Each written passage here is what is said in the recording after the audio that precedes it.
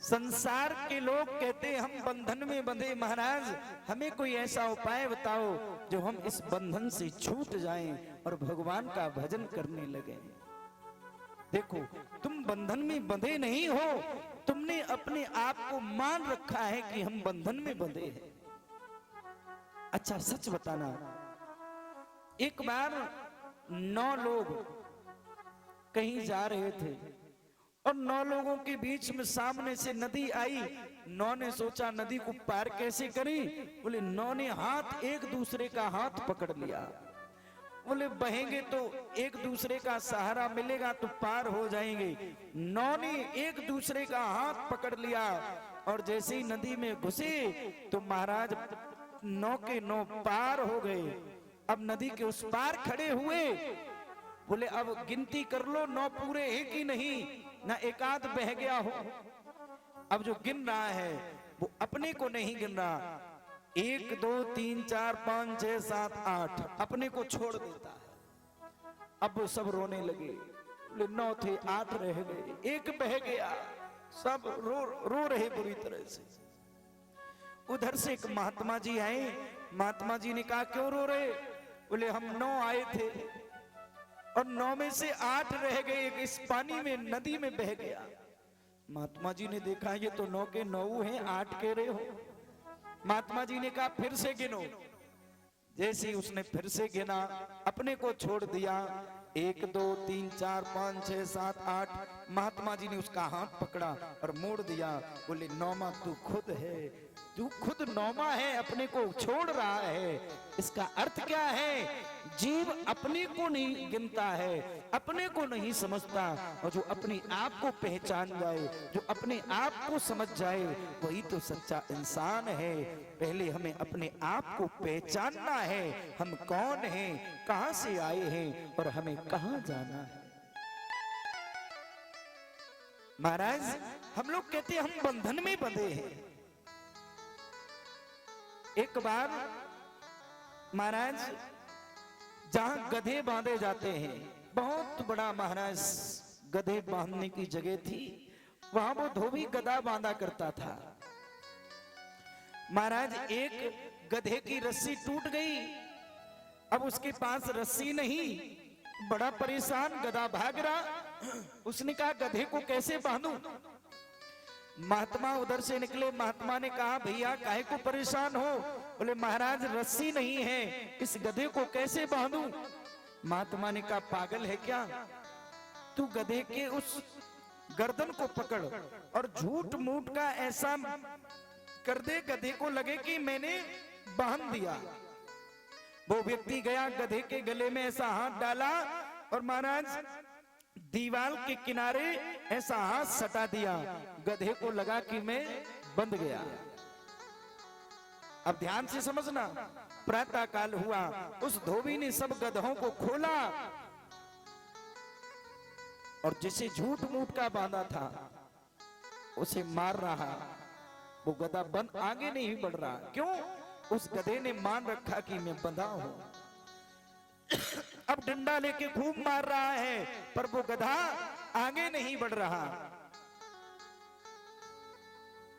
वो धोबी महात्मा के पास गया, महात्मा जी से कहा महात्मा जी तुमने ऐसा क्या चमत्कार कर दिया, वो गधा आगे नहीं बढ़ रहा। महात्मा ने कहा गधा आगे नहीं बढ़ रहा, क्या क्यों नहीं बढ़ रहा आगे। बोले महाराज आपने क्या चमत्कार कर दिया, वो आगे बढ़ ही नहीं रहा। महात्मा ने कहा तो उसे खोलो, उसे खोलो जाके, तब बढ़ेगा आगे। धोबी ने कहा मैंने उसे बांधा ही कब था जो खोलूं। महात्मा ने कहा जो जैसे तुमने झूठ मूठ का उसे बांधा था, ऐसे झूठ मूठ का पहले खोलो तब आगे बढ़ेगा। वो धोबी गया, फिर से उसके झूठ मूठ का ऐसे हाथ डाला, वो गधा अपने आप भागने लगा। इसका अर्थ है तुम बंधन में नहीं बंधे हो, तुमने मान रखा कि मैं बंधन में बंधा हूं। संसार का जीव, संसार के जीव कोई भी बंधन में नहीं बंधे, हमने और आपने मान रखा है कि हम बंधन में बंधे। बंधन में कोई नहीं बंधा, जिस दिन चाहो उस दिन हम और आप घर को छोड़ के महात्मा त्यागी बन सकते। जब हम भजन करेंगे तो दुनिया में कोई ऐसी शक्ति नहीं जो हमें भजन के लिए रोक सके। पर हम घर को छोड़ना नहीं चाहते। हम जानते हैं कि ये सब मैं पूरे घर का भजन में ही ढोता हूं, पर कोई नहीं ढोता। करने और कराने वाला तो वो है। सब खाते हैं तो अपनी अपनी किस्मत का खाते हैं, कोई किसी का कमाया हुआ नहीं खाता है। सब अपनी किस्मत से खाते हैं प्यारे। है? एक बैलगाड़ी जा रही थी, बैलगाड़ी के आगे आगे कुत्ता जा रहा था। रोज नित्य प्रत कुत्ता जाता था। कुत्ता समझता मैं ही गाड़ी को आगे बढ़ा रहा हूं। कुत्ता को भ्रम हो गया कि ये गाड़ी मैं खींचता हूं।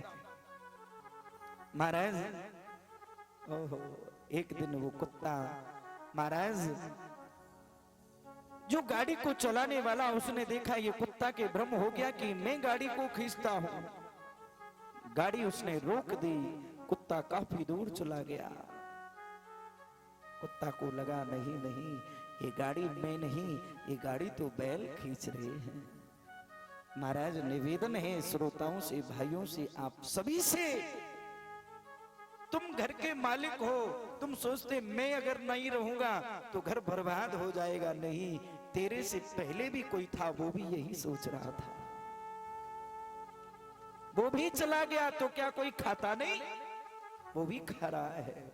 उससे पहले कोई था, वो भी यही सोच रहा था, मैं नहीं रहूंगा तो घर बर्बाद हो जाएगा। प्यारे, तुम नहीं रहोगे तो दूसरा आएगा, दूसरा नहीं रहेगा तो तीसरा आएगा, वो घर को जरूर चलाएगा। तुम इतनी चिंता काहे को करते हो? एक मैंने कथा पढ़ी, बड़ी सुंदर है। इस कथा को सुना करके आगे भागवत को बढ़ाऊंगा। एक कथा मैंने सुनी। एक सेठ जिसने करोड़ों को, महाराज करोड़ों का बैंक बैलेंस कर रखा, उसने अपनी 6 पीढ़ियों का इंतजाम कर रखा कि 6 पीढ़ियों तक आने वाली पीढ़ी को कुछ काम ना करना पड़े, इतना कमा के जाऊंगा। रास्ते से जा रहा था, सड़क पर एक भिखारी बैठा। महाराज, भिखारी को देख करके गाड़ी रोक ली और अपने मुनीम को पैसे दिए, जाओ इस भिखारी को पैसे दे के आओ, मैं अपनी 7वीं पीढ़ी का और इंतजाम करना चाहता हूँ। 7वीं भी पीढ़ी भी मेरी बैठ करके खाए, उसे भी कुछ करना ना पड़े। नौकर पैसा लेके गया और जैसे भिखारी को दिए, अरे भैया ये पैसे पकड़ो। नौकर, वो भिखारी ने कहा क्यों? बोले हमारे सेठ जी 7वीं पीढ़ी का इंतजाम कर रही है, दान करने से 7वीं पीढ़ी बैठ करके खाएगी, इसलिए दान कर रहे हैं। ओहो, उस भिखारी ने 10 का नोट निकाला, 10 टका निकाले। बोले आज मुझे 10 टका मिल गए, आज पेट भरने का ठाकुर जी ने इंतजाम कर दिया। हम कल की नहीं सोचते, कल रहें या ना रहें, अभी तो ये अपने पैसे वापस ले जा, हमें कल का कोई इंतजार नहीं है, क्योंकि कल मैं रहूं या ना रहूं तो दूसरे का कर्जा लेके क्यों मरूं, आज का तो इंतजाम हो चुका है। यारे, कथा से शिक्षा लेके जाना, कल का इंतजाम हो चुका है तो परसों की क्यों करते हो इतनी प्रतीक्षा?